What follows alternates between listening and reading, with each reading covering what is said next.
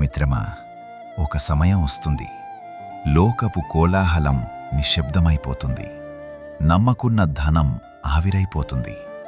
తోడుంటాను అని మాట ఇచ్చినవారే నిన్ను వదిలేస్తారు.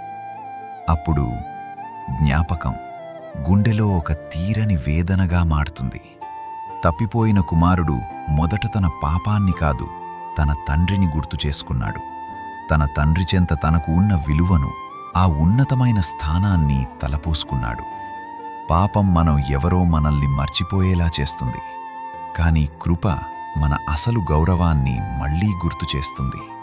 మన మాటలు పూర్తి కాకముందే, మన తప్పుల్ని ఎంచకముందే, దూరం నుండే మనల్ని చూసి పరుగున వచ్చి హత్తుకునే అపారమైన ప్రేమ అది.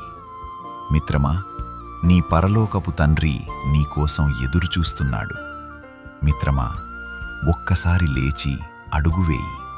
ఆ లోకపు బురదను విడిచిపెట్టి నీ తండ్రి చెంతకు చేరుకో.